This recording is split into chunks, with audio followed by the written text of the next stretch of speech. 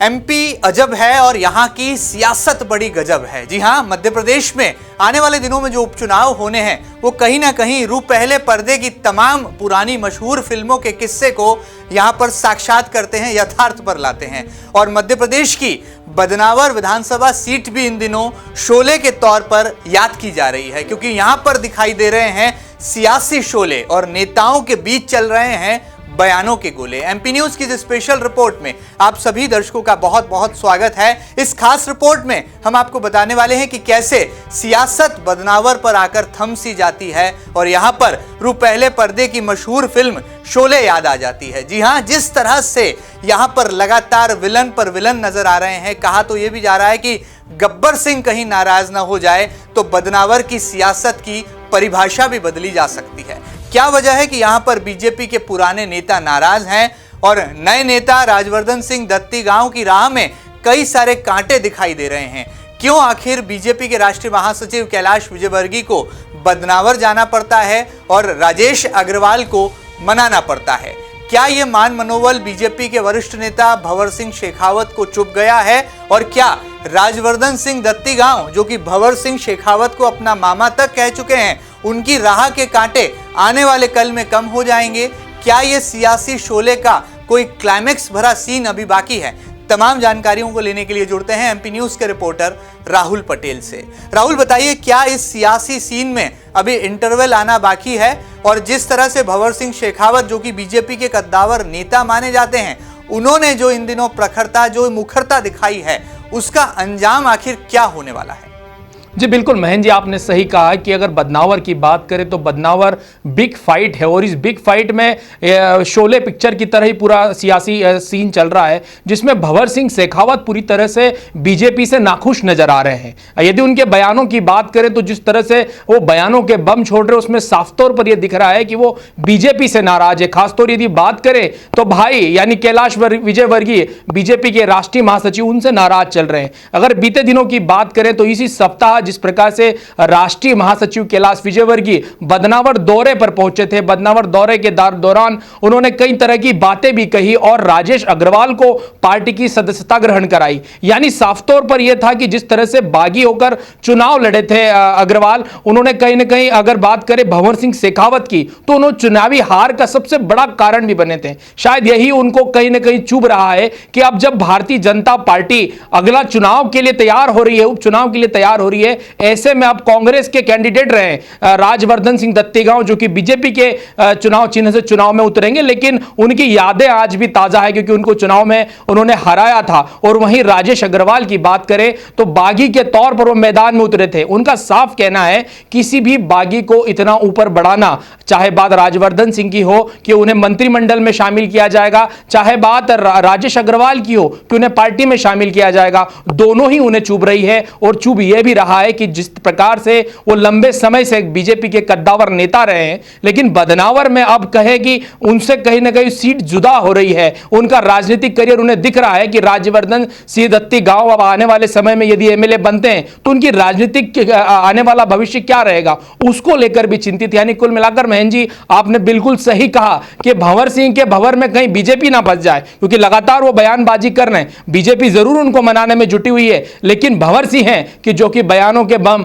लगातार बरसा रहे हैं। चलिए, बड़ी बात यहां पर यह भी है कि बदनावर की जो सीट है, इसकी सियासी जो तासीर है, वो कहा जाता है कि एक राज परिवार पर आकर शुरू होती है और वहीं पर खत्म हो जाती है। और ऐसे में इस अभेद किले को जो है पूरी तरह से फतेह किया था भंवर सिंह शेखावत ने। हालांकि वो पिछला चुनाव जरूर हारे, लेकिन राजवर्धन सिंह दत्तीगांव ने भी यहां पर सियासी बड़प्पन दिखाया और जब से वो बीजेपी में शामिल हुए हैं तब से अपने मामा के तौर पर जो है वो भंवर सिंह शेखावत को कई बार पुकार चुके हैं। ऐसे में जब यहां पर सियासी एंट्री होती है बीजेपी के राष्ट्रीय महासचिव कैलाश विजयवर्गीय की, तो ये सियासी आग और भड़क जाती है और साफ तौर पर अब दिखाई दे रहे हैं बदनावर की विधानसभा सीट में सियासी शोले। लेकिन इन तमाम शोलों के, इन तमाम अंगारों का आखिर अंजाम क्या होगा? क्या राजवर्धन सिंह दत्तीगांव यहां पर राजनीतिक बड़प्पन दिखाएंगे? और चाहे बात राजेश अग्रवाल की हो या फिर बदनावर विधानसभा सीट के प्रभारी कृष्ण मुरारी मोघे की हो, तमाम बड़े नेता क्या यहां पर कोई रणनीति और कोई सूझबूझ भरी सियासत दिखाएंगे? और आने वाले कल में क्या स्थानीय मुद्दों के साथ में कांग्रेस के चेहरे के तौर पर जो मनोज सिंह गौतम का नाम चर्चाओं में आ रहा है, क्या वो कोई चुनौती बन पाएगा? यहां पर राहुल एक सवाल जनता के जहन में भी होगा, मेरे जहन में भी है।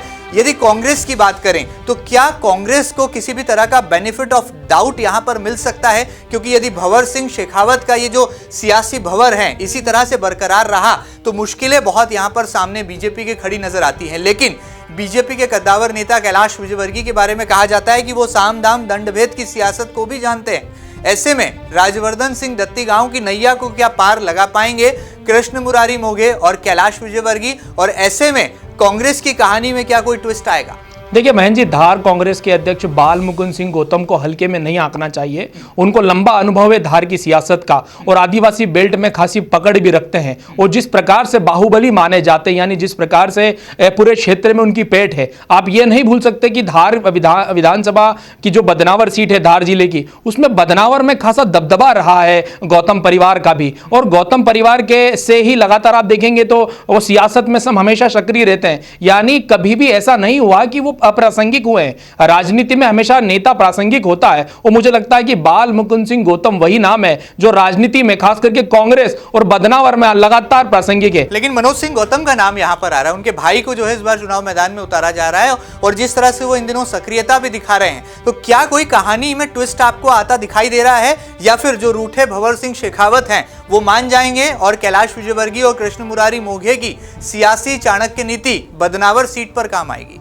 देखिए मनोज सिंह गौतम की यदि आप बात कर रहे हैं तो बड़े सुलझे हुए नेता हैं, उनकी अपनी अलग पेठ है और लगातार वो राजनीति में सक्रिय हैं। यदि बात करें भारतीय जनता पार्टी के बागी होने की, अगर भंवर सिंह शेखावत बागी होते हैं तो निश्चित तौर पर इसका नुकसान भारतीय जनता पार्टी को होगा। दूसरा सबसे बड़ा पॉइंट जो कि भंवर सिंह शेखावत लगातार उठा रहे हैं, वो कह रहे हैं कि अगर कांग्रेस का कोई बड़ा नेता आके सीधे कैबिनेट मंत्री बन जाता है तो बीजेपी का जो आम कार्यकर्ता है बदनावर का, जो लगातार राज परिवार के खिलाफ खड़ा था, लगातार बीजेपी के साथ में खड़ा था, अब उसकी कहीं ना कहीं अनदेखी होगी। तो ऐसे में यदि वो लगातार इस तरह की बयानबाजी करेंगे तो निश्चित तौर पर बीजेपी के लिए मुश्किलें बढ़ेगी। क्योंकि जो आम कार्यकर्ता है, बीजेपी की सबसे बड़ी ताकत होती है वो संगठन के साथ काम करता है, कार्यकर्ता उसके मैदान में होते हैं। यदि कार्यकर्ता को कहीं ना कहीं भंवर सिंह शेखावत के बयानों से असर होता है तो निश्चित तौर पर राजवर्धन सिंह दत्तीगांव की मुश्किलें बढ़ सकती है। वहीं मनोज सिंह गौतम की बात करें तो उन्हें बाल मुकुंद सिंह गौतम का अनुभव भी यूं कहें कि काफी मदद करेगा। तो कुल मिलाकर महेंद्र जी अभी तो 50-50 चल रहा है, लेकिन फिलहाल यह है कि भंवर सिंह शेखावत किस करवट जाएंगे, वो किस तरफ जाएंगे, ये बहुत बड़ा यूं कहें कि टर्निंग पॉइंट रहेगा बदनावर की बिग फाइट का। चलिए, कहा जाता है कि अंत भला तो सब भला। बहरहाल सियासत में होता भी कुछ ऐसा ही है कि कहानी में ट्विस्ट बहुत सारे आते हैं, लेकिन जब कहानी खत्म होने की ओर होती है तो वहां पर ये जो तमाम अवरोध हैं ये दूर कर लिए जाते हैं। और भारतीय जनता पार्टी एक ऐसी राजनीतिक दल है जहां पर संगठन को जो है विशेष तरजीह दी जाती है। ऐसे में ये देखना बहुत लाजमी होगा कि बड़े बड़े रणनीतिकार जब बदनावर की विधानसभा सीट में अपनी रणनीति को लागू करेंगे तो कैसे भंवर सिंह शेखावत का भंवर भी कहीं पीछे छूट जाएगा और क्या तमाम जो नेता हैं वो अपने पार्टी में आने वाले राजवर्धन सिंह दत्तीगांव का भरपूर जोश के साथ स्वागत कर पाएंगे। बहरहाल ये सियासत है और इस सियासत में अंगारे भी हैं, शोले भी हैं, लेकिन इनकी गर्माहट कितनी दूर तक जाती है और क्या जनता इसे महसूस कर पाती है, ये एक बड़ा सवाल है जो कि आने वाले कल में साफ हो जाएगा। एमपी न्यूज की इस स्पेशल रिपोर्ट में फिलहाल इतना ही। बदनावर के ये सियासी शोले आपको कैसे लगे हमें जरूर बताइएगा और ताजा तरीन खबरों के लिए कहीं मत जाइएगा, लगातार देखते रहिएगा आपका अपना न्यूज चैनल एमपी न्यूज। फिलहाल दीजिए इजाजत, नमस्कार।